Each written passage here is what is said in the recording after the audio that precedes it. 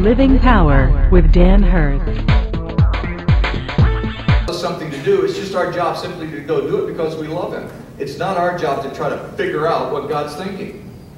You know, we sort of assume this principle that, okay, now I know I see a need, so now I've got to figure out a way how to fix it.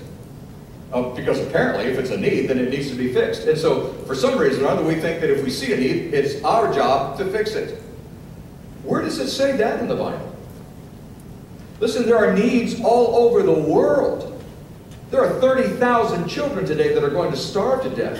That's a horrible need. By the way, remember that when you face some of the dilemmas that you have to face at work tomorrow. You know, when somebody comes in and says, I got to have this done in triplicate and I need it in 5 minutes. Just remember, put it in perspective. This is a kind of an irritation, but there are 30,000 children dying today from starvation. And so I look at that need and I say, I need to do something about it. And so I want to fix it. I want to fix the problem as soon as possible. And I'll tell you how we're going to fix it. We're going to fire Congress, and we're going to fire all the politicians, and we're going to elect me. Oh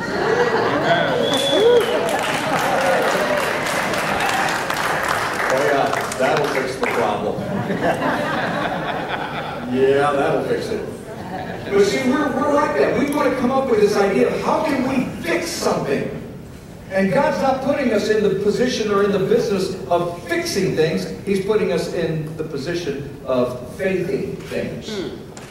Simply obeying what God tells us to do. When God gives us the how, our responsibility is to just simply obey. It's God's responsibility to come up with a how. What He originates, He orchestrates. What He originates, He orchestrates. Now, I want you to think back with me for a minute as we think about this very thing. Can you remember one time in the Bible, one story in the Bible, in the entire Bible, where God gave the responsibility to someone else to figure out how to accomplish His divine vision?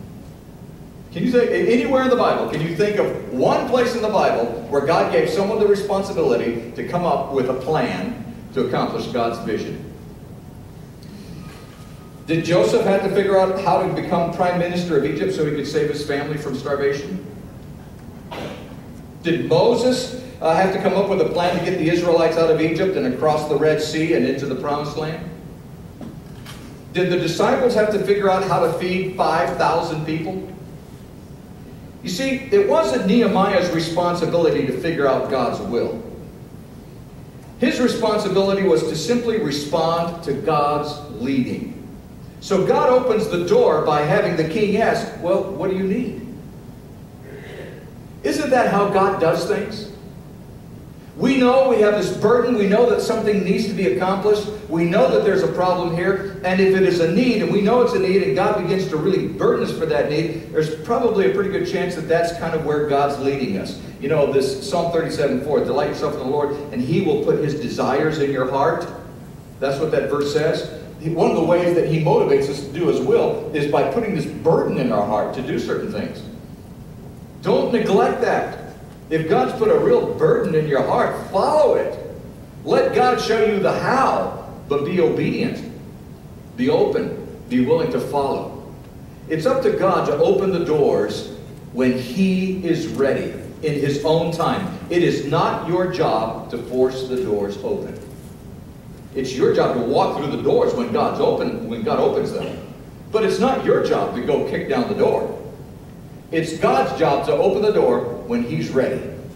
It's your job simply to walk through. And Nehemiah responds by simply answering the king's question. There was no manipulation there. Nehemiah wasn't controlling the situation. He wasn't forcing the hand. He didn't have this plan, okay, if I say this, then the king will ask this, and then I can get him to do this, and then I'll point this out. None of that. He had this burden on his heart. The king asked, why are you sad? He shared the burden on his heart, and God just worked it out so that the king said, well, what can I do? And Nehemiah said, well, for starters, and he begins to tell him some things that need to be done.